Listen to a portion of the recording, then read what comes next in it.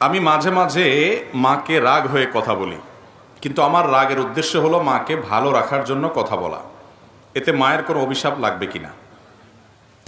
দেখেন, মা বাবা অনেক সময় উল্টাপাল্টা করে, বিশেষ করে বয়স যখন বেশি হয়ে যায় তখন তো মা বাপ দেখা যায় এমন এমন অযৌক্তিক কথা বলে, এটা আসলে খাটে না। ঠিক না ঠিক? এক ভাইয়ের অনেক আছে, তারপরও বাপে বলে কয় না ওর কিছু নাই আসলে, আরে এ মিসকিন বেচারা, ওরে দে।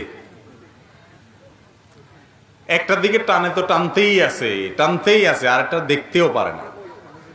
এরকম অনেক উল্টাপাল্টা বুড়া বয়সে মা বাপ করে, ব্যালেন্স ঠিক থাকে না। এই সময়টাতে মা বাপ যখন বৃদ্ধ বয়সে চলে যায়, ভাইরে, তখন ব্যালেন্স রাখতে পারে না বেচারারা। এই বয়সটাতে আপনাকে আমাকেও হায়াতে বাঁচায় রাখলে আল্লাহ তাআলা যেতে হতে পারে।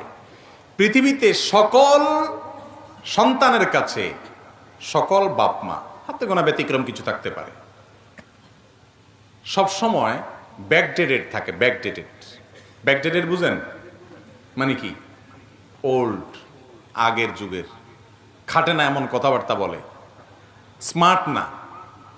কারণ সন্তান সবসময় প্রোগ্রেস থাকে, আপডেটেড থাকে, তারা সবসময় আধুনিক এবং অনেক বেশি অগ্রসর থাকে, যার কারণে